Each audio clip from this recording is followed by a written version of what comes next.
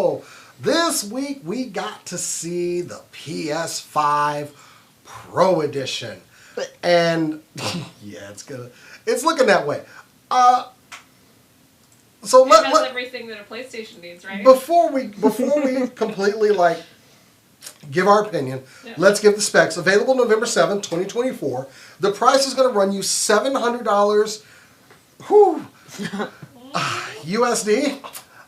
This is going to have a 2 terabyte SSD. One controller, of course, is going to come with it. Astro's Playroom will be included, pre-installed. And this console will be discless with the option to purchase the add-on disc drive separately for like $80. Oh. Yeah, I know. Okay. No, stop. Sorry, Hold on. Sorry. We get an upgraded GPU with this.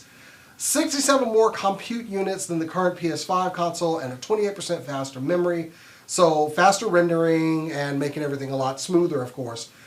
Powerful ray tracing, allowing them to be cast at double and triple the times the speed of the current PS5 console, and also AI-driven upscaling. So it's basically a machine that's going to learn when you need more power here to apply it better, yada, yada, yada.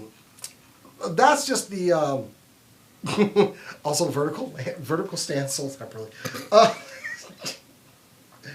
Hold on, I got to get myself together here.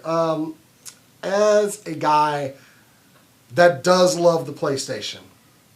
But $700. Look, I just bought a PS5 not too long ago, and I got the digital edition because that's what was available. I would have preferred a disc edition, but, got to get it in my veins. I got that at the time. How are you not going to include a disc drive for $70? That is what made me mad. And it makes me a snob too. I don't like the way things like adding the disc drive. I don't want to add the disc drive anyway, but also it's a mid-series upgrade. It should come with everything you need. Now, and here's what I'm going to say. And Doc in the chat is saying not that much more money. It's correct. It is $200 more, but that's also another $80 that you have to tack on that to get the disc drive. It is a higher performing machine. If I bought a computer that was higher performance, I'm paying more money. I understand that. But honestly, looking at the specs, and I just named the big ones. I don't want to get into all of that. Yeah. I don't see it without a disc drive. Yeah, when I used to work at Apple, and you had every year you'd come out with a new iPhone, right? And they had every other year was a significant aesthetic change to the way the iPhone looked. And in the in-between years, it's significant hardware upgrades. This is a hardware upgrade for PS5, but you didn't put all the hardware in, and that makes me mad. And also, as someone that does a lot in computers, I work in IT, I do recognize SSDs are more stable and faster and less moving parts. Significant. I have had to come to terms with that. With everything I build and everything I see, it's just because that's the way it is. This is the way to go. Even my current digital PS5, I put a 2 terabyte in there. It took me all of 5 minutes. Yeah. Literally unscrew something. There was nothing there. Put it in the slot, put a screw down, and I'm done. I'm running a 2 terabyte machine like that. They're so much faster. But with everything that's happening in the world, I want physical media. I've become less and less. This is the first all digital console I've ever bought. I've become less and less comfortable with digital gaming now that I own a digital system. Yeah. I do want a tangible copy in my hand. And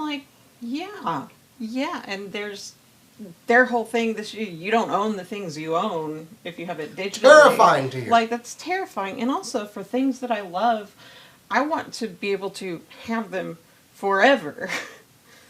And the idea that no, they could just be missing one day and whatever, it's just upsetting to me. So yeah, I have God of War physical copy and Ragnarok. Yeah, physical copy. 2018 and Ragnarok. And also, sometimes you're offline and you want to play something. And I said something in jest to somebody else that just stung.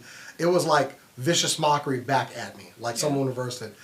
Because I saw someone was pre-ordering something. I was like, the hell you pre-ordering a digital game for? What, are they going to run out? And it was like, just like, bam, bam, I have pre-ordered digital games. I did it with Star Wars. Wow. My clown ass made a comment that hit me right back in the face. What's funny is, having worked in technology, like, I was looking forward to getting rid of all physical media. I don't like physical media. It takes up space. You can lose it. You can break it. I like Doc in here. He's like making some good points. I believe it was Apple MacBook, and you might know better. Nice to see you, Doc. Oh, that's somebody I know. Oh, yeah. Oh, 2012. Another brother. Wasn't it 20? Oh, Different brother. Wasn't 2012 when MacBook went over to SSDs? Wasn't they were early adopters of it? I know. They went with the MacBook Air was the first like inclusion, but Okay. also they stayed with spinning disk drives for quite a while, at least as the primary option, because when SSDs first came out, they were so small. But the Airs always had them. And I don't know when they completely converted, but it would have been not that long ago. But I've had to come to. I mean, we had a drive failure on our computer. What was it, last year? Yeah. And it was a spinning hard drive. Yeah. That's more for me to smash with a sledgehammer too. I can smash an SSD with a regular household hammer. Big disk drive, I need at least like a mini sledge.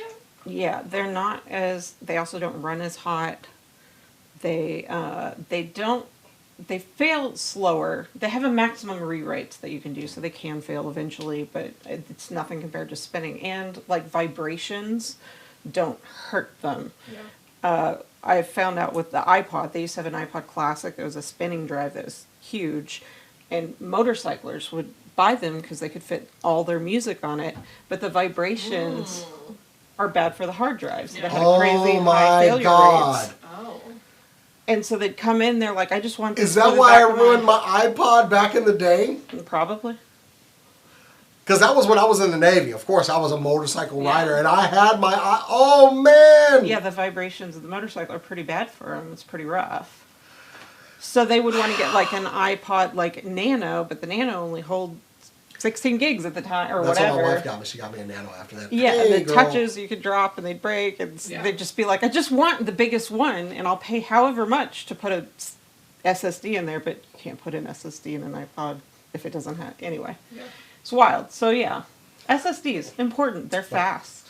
PS5 coming November. I mean, right for the video game season. I mean, if you still haven't gotten one, I mean, I do have a digital edition. I'm not, I mean, don't get me wrong. I don't think I'm buying the Pro. We'll take a hand-me-down. I know you will. I know you will. That's the only reason I was excited. The only reason I was excited about this announcement is like the resales. Yeah. Yeah, Of they the will last be out model there. They will be out there, will especially, drive the market especially for pricing a digital little bit. editions. So, it's something. It's something. You know, I'm gonna have to pray on this. You know. The reason I think I'm most upset about it is like I'm an internal specs person. I bought the iPhone on the off like hardware upgrades because they had better cameras.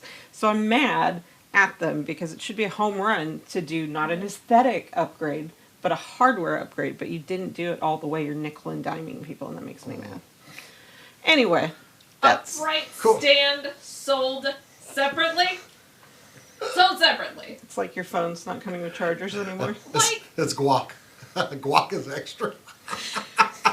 Oh, like, no. Yeah, thanks Chipotle. Like, It just comes with it. Your phone needs a charger. This needs the stand.